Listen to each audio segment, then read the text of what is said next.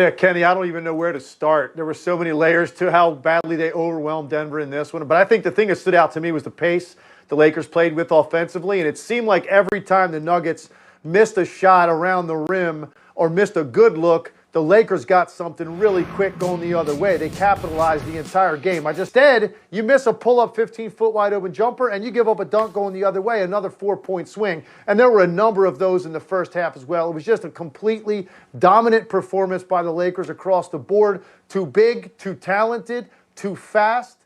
And the Denver Nuggets didn't help with the way they shot the basketball either. Yeah, LeBron's the usual suspect for doing good things that help his team win, but you like what Davis and Rondo were doing in this one as well, right?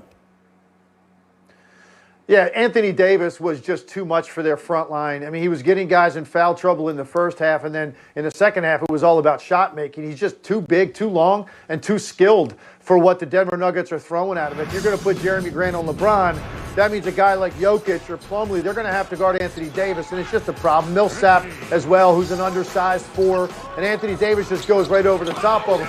And then Rajon Rondo is a guy that I have talked so much about what he means to this team because of all that playoff experience. You know, he comes in and immediately the pace picks it. He does in the postseason.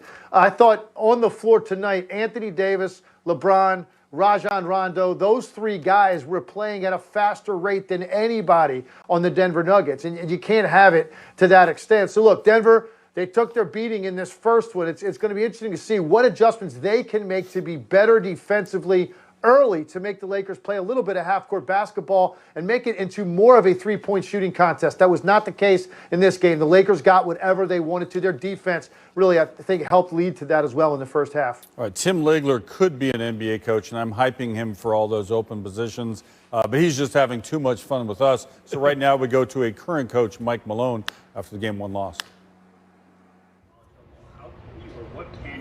And the Nuggets, what are the keys to this series in your opinion? I have a couple of keys. The first one is that we return something to its rightful owner. And the Biggie crown got sold this week for $600,000. So the Joker has taken it from Kawhi to deliver it to LeBron James. His offense is what's going to be the key. I know he led the league in scoring, and he does a great job of making people around him better, getting KCP shots, getting Danny Green shots, making sure Kuzma is slashing. But they need LeBron James scoring because he's going to be able to rest defensively in a lot of the matchup as well. And also Anthony Davis attacking the basket. They need those two guys to be getting me 65 points a game. When that's happening, that team seems to be virtually unbeatable. Absolutely. He once led the league in scoring, but this year he led the league in assists, which is what I think you meant to say. Jalen, on the other side of the ball, we have one of the best duos in the NBA that no one even discussed when the season began. That is the stretch mark 5, Nikola Jokic and Jamal Murray. What do you think the Lakers can do to slow down this duo who's been so hot? Well, they're going to throw a lot of big bodies at the Joker. And on paper, just like anything else, when you built like he's built and you're unorthodox and you're not really fast and you don't jump really high on paper, it looks like JaVale, Dwight, AD going to slow him down. He's still going to get his. He's going to have his times where he struggled defensively, but offensively, he's still going to get his. I don't care who names the numbers you put up there. He going to get his. Okay, that's why he a Joker, because he's a wild card. He going to get his. Jamal Murray, bow and arrow, bang. But the wild card, dust him off. Got to be bold. Got to be bold. We need to get taller. We need to get taller. Dust bold off, and let this be a long series. Enjoy the NFL on Sunday. Enjoy the playoffs in the NBA all weekend. We'll be back on ESPN on Monday to break it all down. This is Jalen Rose. I'm David Jacoby. We are Jalen and Jacoby. What is it that we do? Boss up. We give the people what they want. We now know who the MVP of the NBA is, and we also await LeBron James and Lakers to take on the stretch mark 5 and the Nuggets tonight. But we start with the Miami Heat. Again, down big against the Celtics in the Eastern Conference Finals, and again come roaring back to win the game and take a commanding lead in the series. Jalen, who was the key to this turnaround in Game 2?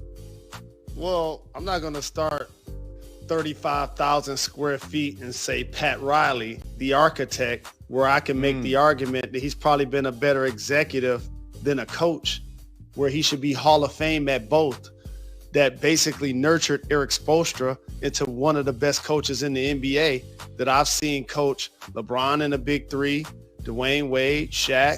Then I've also seen him coach a team like this that seems like a land of misfit toys. So now when you take it to the floor, Jimmy Butler, he's a guy that plays different offensively in the fourth quarter than he does the first three. And he plays with tenacity on defense every quarter. Did you see that play right there? That save? That's court awareness. He threw that with his left hand.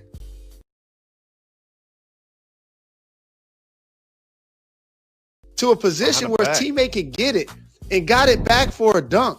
He had deflections late on that end of the floor that caused offense. Jimmy Butler and Goran Dragic offensively, who's been totally consistent, giving them threes, giving them that offensive punch that we don't discuss, because usually when we talk about teams, we talk about their best players, but he's been terrific in these playoffs, giving the Heat some effectiveness on offense.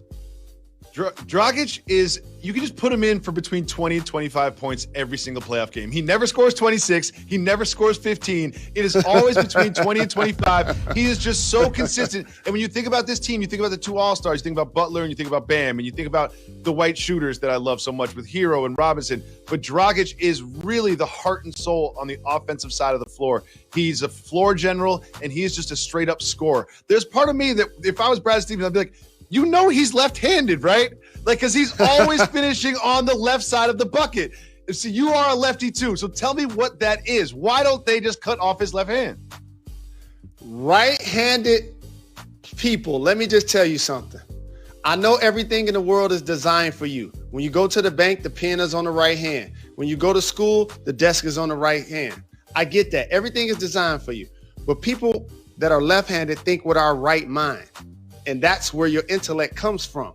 And here's what I'll say. Y'all always talk about players who are dominant left that don't go right. But 90% of the league only goes right. And we never say that about them. Is he's so very good at, he can shoot well enough that you got to get up on him. And you know what shooting gives you? Speed. It doesn't make you faster. It just makes the defense have to close out to you. So now he can drive around him and go to his strong left hand. And that's what he's doing. Oh, and the big want to come help? I'll lob it over the top to Bam. Oh, the wing want to help? I'll do the swing pass to the corner for Hero or for Duncan Robinson to make the three. They're using him to his strength and getting the most out of a player that was an underutilized asset based on his salary the last couple of seasons almost. Jalen, I'm glad you brought up Spoelstra earlier, because he is really flexing in these playoffs. And what he did in this series specifically is impressive. They played a lot of zone during the regular season, but not so much in the playoffs. But you know, Eric Spoelstra was watching that Raptors-Celtics series, and he's like, you know what? This team has a little bit of trouble against the zone. And when you look at the numbers of where they get their shots from versus the man in the zone, you see here they shoot a lot more threes against the zone. They get a lot less in the paint against the zone. And that has been the key to the Raptors stifling this offensive attack of the Celtics. Why is it that the Celtics have so much trouble against the zone defense? So look at that. And I wanted them to cut that footage in particular. For anybody that's played basketball, look at the front of that 2-3 zone. I'm teaching you guys right now. It's Jimmy Butler and it's Jay Crowder. But you see on the bottom, they're basically hiding Tyler Hero, Duncan Robinson, Goran Dragic defensively. So when the ball goes to the wing, if you're going to try to take advantage of them, now you can double with the middle back guy to zone Bam and or Jimmy or Jay Crowder to protect them defensively. But at the top of the floor, now you got your two best wing defenders causing havoc and getting deflections.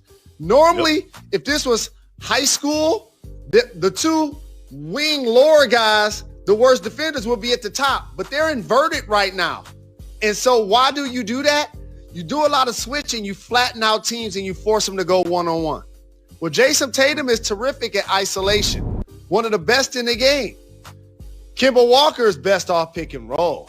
So now we're going to take that away from him. We're going to take that away from him. And we're going to force him to play in a phone booth. And that's what they've done to try to slow down Kemba.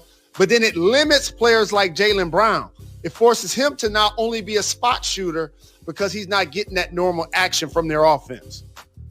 Jalen, you know that I've adopted the Miami Heat as my team this postseason. And you know one of the reasons, my white guys. I love Tyler Hero and Duncan Robinson so much. When they're on the floor, I feel like I'm on the floor. And Duncan Robinson, I'm going to be honest, he's been terrible during this postseason. But last night, Duncan Robinson stepped up, and he didn't just hit 1 3 or 2 threes or 3 threes or 4 threes or 5 threes. He had 6 threes. He looked like the Duncan Robinson that we have seen all regular season. Quick release, open shots, knocking them down. I loved what I saw from Duncan Robinson last night because while the Heat have been very successful this postseason, lost 1 game in double overtime. 1 game they've lost this entire postseason in the bubble. Duncan Robinson has not contributed, and it was so good to see him knocking down shots last night. Now, you've pointed out a key player on the Celtics that needs to change their behavior in order to change this series. Who is that, Mr. Rose? Jason Tatum.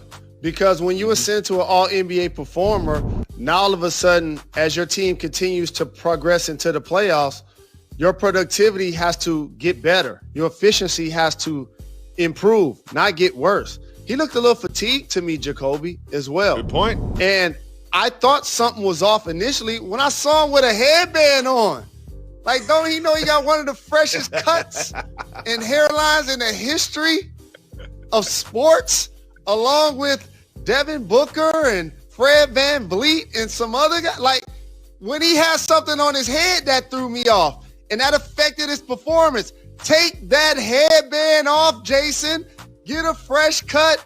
Continue to attack the rack. I know Bam blocked your dunk, and sometimes it's like Mike Tyson hitting you in the face. It can drop you back and put you on a standing 8 count, but continue to attack. And I know it's 2-0. I know it's 2-0. And everybody want to pile on the Celtics. And after the game, they're in the locker room, Jacoby.